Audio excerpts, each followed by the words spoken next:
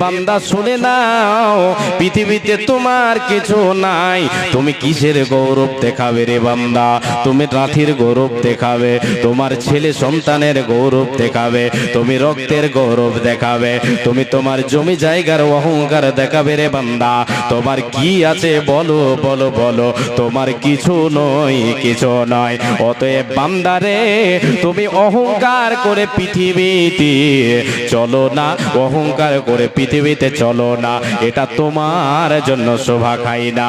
আমি আল্লাহ তাআলা তোমাকে বলে দিচ্ছি বান্দা শোনো, ইন্নাল্লাহ লা ইউহিব্বু কুল্লা মুখতালিন ফাখুর। বান্দারে, যে ব্যক্তি পৃথিবীর বুকে অহংকার করে বিচরণ করবে, অহংকার করে চলবে, রূপের অহংকার দেখাবে, ধনের অহংকার দেখাবে, আর কি বলে বাড়ি গাড়ির অহংকার দেখাবে, এ বান্দা শুনে নাও, তোমার এই অহংকার তোমাকে পতন ঘটিয়ে দেবে।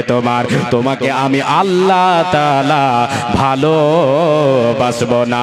আল্লাহ যাকে ভালোবাসবেন না, আল্লাহ যে বান্দাকে পছন্দ করবে না, সে কি কোনোদিন জান্নাত লাভ করতে পারবে? কোনোদিন পারবে না, পারবে না। তাই আমার আল্লাহ বলেন, বান্দা যদি আমার বান্দা হতে চাও, রহমান আমি আমার প্রকৃত বান্দা হতে চাও, তো পৃথিবীর বুকে তুমি অহংকারকে ত্যাগ করে দিয়ে আজ জিনকে সারের সাথে দুনিয়ায় চলো। আল্লাহ তাবারক ওয়া তাআলা বলছেন, বান্দা অহংকার করে চলে তোমার কোনো লাভ দেবে না। অহংকার করবে, দুদিনের দুনিয়া তোমাকে প্রেরণ করেছে, আবার চলে আসবে বান্দা। তোমাকে টান দেব, টান দিলেই চলে আসতে হবে, কোনো উপায় রবে না, কোনো ক্ষমতা তোমার থাকবে না। চোখেরই পলকে তুমি হতে পারো লাশ, চিরতরে বন্ধ হবে তোমার নিঃশ্বাস। হবে এলান তোমার নাম, হবে এলান তোমার নাম মসজিদের মাইকে। বাড়িওয়ালা নাই রে বাড়ি, নাই রে দুনিয়াতে, হয় গাড়িওয়ালা নাই রে গাড়ি, নাই রে দুনিয়াতে। চোখেরই পলকে তুমি হতে পারো লাশ, চিরতরে বন্ধ হবে তোমার নিঃশ্বাস। হবে এলান তোমার নাম, হবে এলান তোমার নাম মসজিদের মাইকে। বাড়িওয়ালা নাই রে বাড়ি, নাই রে দুনিয়াতে, হয় জমিওয়ালা নাই রে জমি, নাই রে দুনিয়াতে। যাদের সাথে চলতে তুমি, তোমার ভয়ে থাকতো মানুষ, ছিল বাহাদুরি, ভাবনি হাওয়ায় ওড়া তুমি যে রঙিন ঘড়ি। সুতুই টান দিলে মাবুদ, সুতুই টান দিলে মাবুদ পারবে না থাকিতে। বাড়িওয়ালা নাই রে বাড়ি, নাই রে দুনিয়াতে, হয় গাড়িওয়ালা নাই রে গাড়ি, নাই রে দুনিয়াতে। যাদের সাথে চলতে তুমি, থাকতে দেবা নিশি, জানা যায় শরীক হবে তোমার প্রতিবেশী। স্বজনেরা নিয়ে যাবে তোমায় পালকেতে। বাড়িওয়ালা নাই রে বাড়ি, নাই রে দুনিয়াতে, হয় গাড়িওয়ালা নাই রে বাড়ি, নাই রে দুনিয়াতে। টাকা কড়ি মিল ফ্যাক্টরি, গাড়ি বাড়ি মিল ফ্যাক্টরি, টাকার পাহাড়, হাইরে বিলাসী তাই কেটেছে জীবন কত অহংকার। গাড়ি বাড়ি মিল ফ্যাক্টরি, টাকার পাহাড়, বিলাসী তাই কেটেছে জীবন কত অহংকার।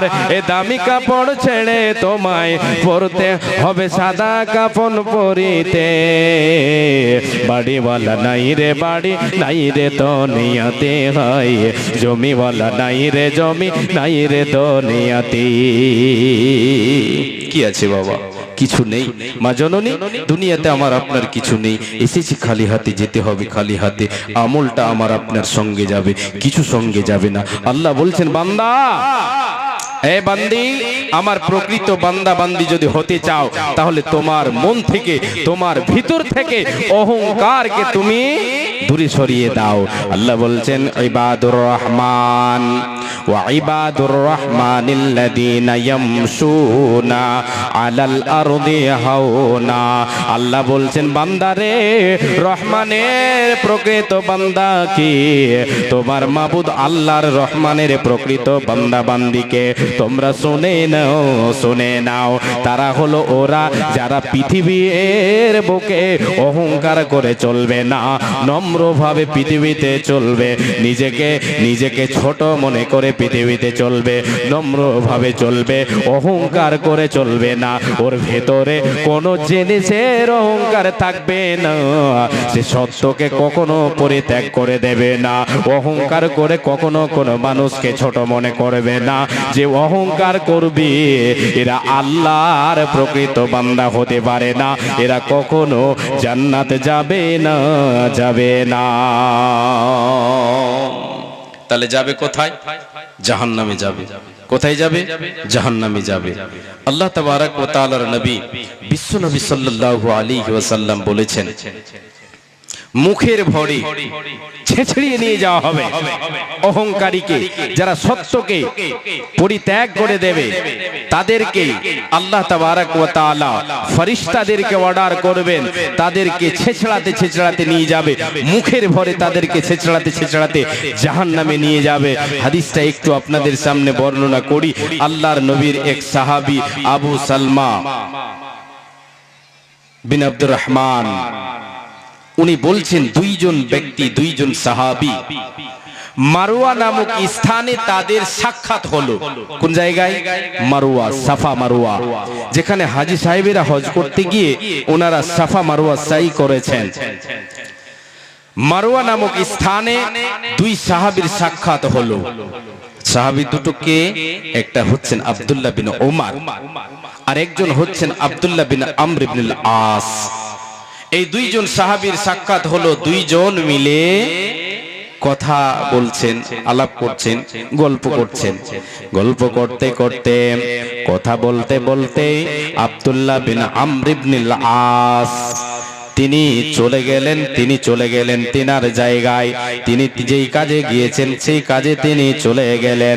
এবারে আব্দুল্লাহ বিন ওমর রাদিয়াল্লাহু তাআলা আনহুর ছেলে, ওমরের বেটা আব্দুল্লাহ, ফারুকের বেটা আব্দুল্লাহ সেই জায়গায় বসে বসে কান্নায় ভেঙে পড়েছে।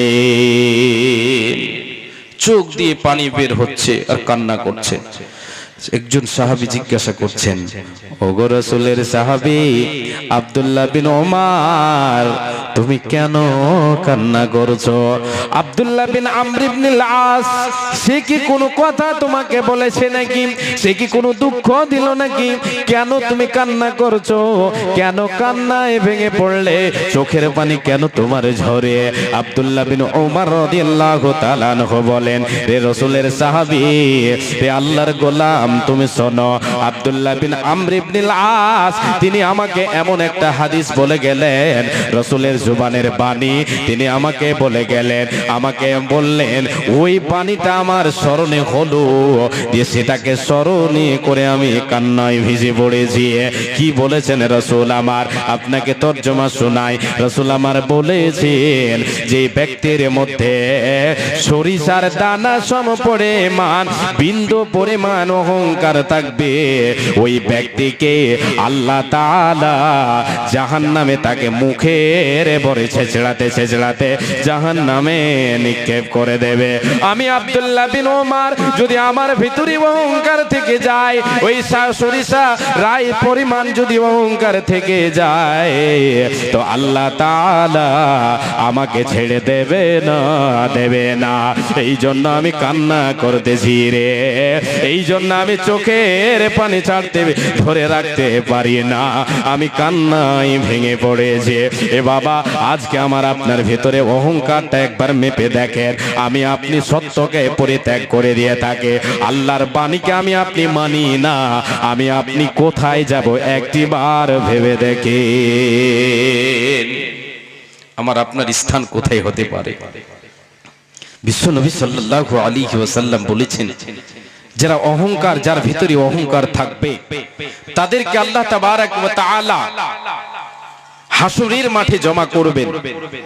ইহশারুল মুতাকাব্বিরুন, যারা তাকাব্বুর করনে ওয়ালা, যারা অহংকারী হবে, তাদেরকে আল্লাহ তাবারক ওয়া তাআলা কাল কিয়ামতের মাঠে পিপিলিকার দলের মতো একত্রিত করবেন। পিপিলিকা দেখছেন তো, পিঁপড়া যেটাকে আমরা বলি পিঁপড়ে, পিপিলিকার মতো একেবারে সবাইকে, অহংকারীদেরকে, মুতাকাব্বির যারা তাকাব্বুর করেছে, দুনিয়াতে সত্যকে প্রত্যাখ্যান করেছে, পরিত্যাগ করেছে, মানুষকে হেয় মনে করেছে, রক্তের অহংকার দেখিয়েছে, ধনের অহংকার দেখিয়েছে, যার ভিতরে কিবর ছিল, যার ভিতরে অহংকার ছিল, সমস্ত অহংকারীকে পিপিলিকার দলের মতো এক জায়গায় জমা করবেন। এবারে জমা করার পরে তাদের সকালটা হবে পিপিলিকার মতো না, না মানুষের মতোই হবে, কিন্তু পিপিলিকার মতো তারা ছোট হয়ে যাবে। তাদের সব থাকবে হাত পা চোখ মুখ সবই থাকবে পিপিলিকার দল যেমন আমরা দেখতে পাই, সেই রকম কিয়ামতের মাঠে হাসরের ময়দানে আল্লাহ তাআলা জমা করবে, সবকে জমা করবে, অহংকারীদেরকে জমা করার পরে নবীজি বলেন তাদেরকে কিয়ামতের দিন তাদেরকে জাহান্নামের আগুন তাদেরকে ঘিরে নেবে, আগুন তাদেরকে ঘিরে নেবে চতুর্দিক থেকে, আগুন তাদেরকে ঘিরে নেবে। আল্লাহ তাবারক ওয়া তাআলার নবী বলেন ওই অহংকারীদেরকে, পৃথিবীতে যারা অহংকার করে চলেছে, ওদেরকে আল্লাহ তাবারক